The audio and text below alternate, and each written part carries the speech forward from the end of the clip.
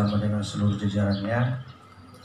Yang saya hormati yang mewakili KONI, ini pimpinan OPD juga, KONI juga. Ya. Pak dan Ramit yang saya hormati veteran PBB ya. Mantap. Yang saya hormati Ibu yang mewakili veteran, yang saya hormati Ketua terpilih PPM Mamuju Tengah bersama dengan seluruh jajarannya dan hadirin undangan yang berbahagia.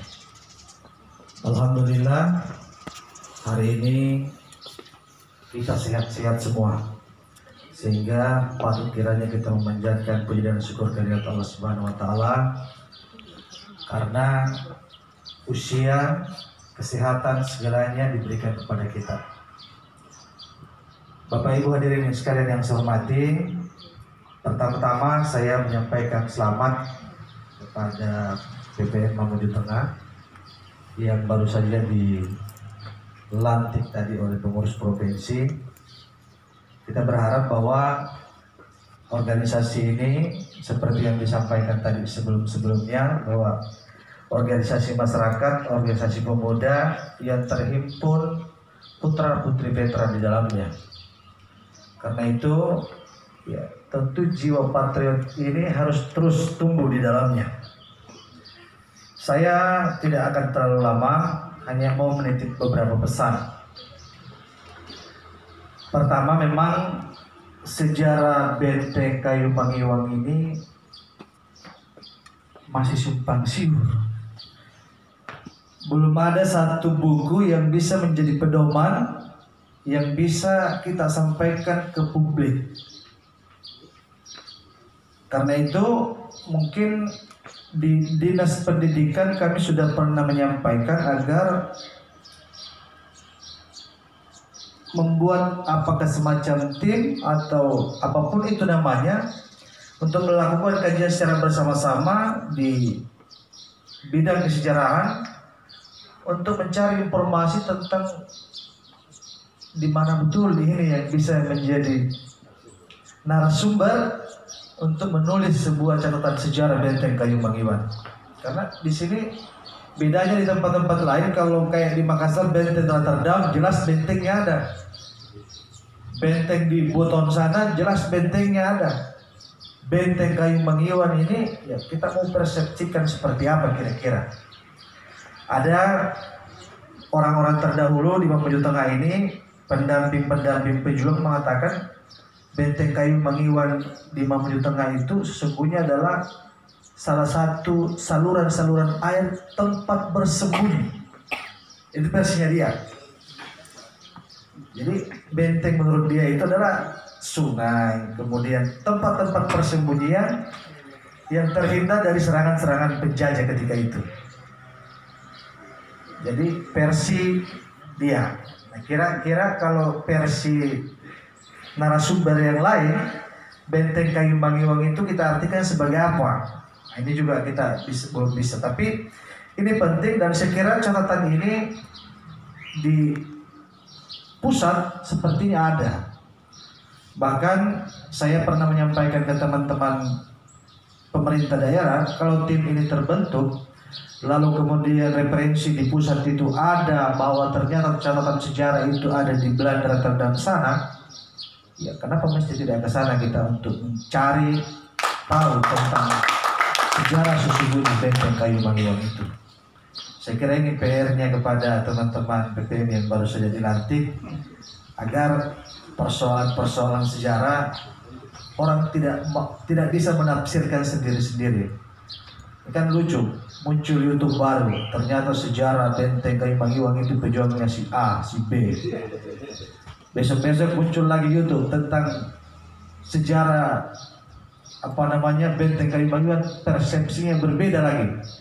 Nah, tentu publik dibingungkan, termasuk saya sendiri yang tidak begitu paham tentang perjuangan nenek-nenek kita dulu.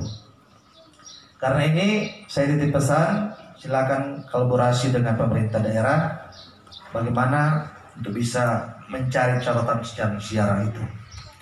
Kemudian yang berikut yang saya titip pesan, bahwa memang veteran ini orang-orang yang harus kita hormati, orang yang harus kita muliakan. Di momen-momen tertentu terkadang kita lupa yang veteran. Ya mungkin di Mamuju Tengah saya tidak tahu apakah demikian, tetapi kemarin di Mamuju sempat viral. Ya, tidak diundang dalam acara 17 Agustus kalau tidak salah. Pahlawan, sorry ya. Nah, kita lagi tidak ingin berpikir bahwa di Mamuju Tengah ini ada hal yang miss seperti itu. Kenapa? Karena sudah ada organisasi yang bisa menjembatani kegiatan-kegiatan veteran atau kegiatan pemerintah daerah yang harus menghadirkan veteran. Jadi kita tidak ingin lagi keluar informasi bahwa di Mamuju Tengah juga demikian, bahwa veterannya tidak diundang dan tidak menjadi perhatian. Apa yang menjadi hak-hak veteran itu harus diberikan, apalagi melalui peraturan perundang-undangan.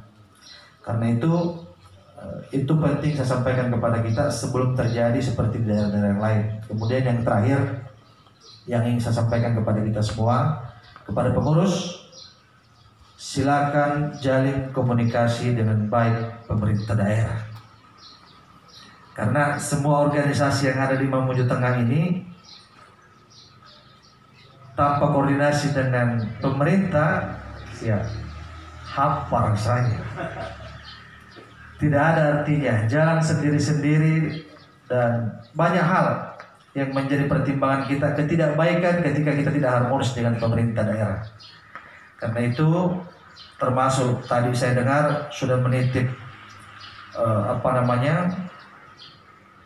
bisa dibantu oleh pemerintah daerah. Karena itu silakan jalin komunikasi dengan baik kepada pemerintah daerah agar ke depan apa yang bisa dikerjasamakan. Paling tidak kontribusi PPM di Mamuju Tengah ini juga jelas di pemerintah daerah. Apa yang bisa dikontribusikan ke pemerintah daerah.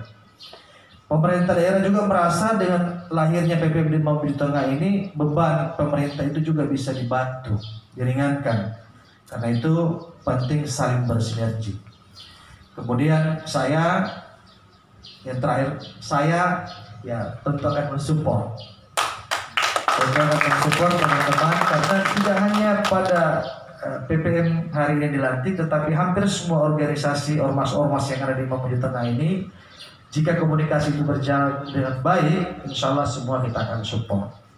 Saya kira mungkin itu sambutan singkat. Mudah-mudahan apa yang saya sampaikan ini menjadi perhatian teman-teman pengurus baru, dan saya menyampaikan permohonan maaf apabila dalam penyampaian ini ada sesuatu hal yang tidak tepat. Saya kira demikian. Saya akhiri.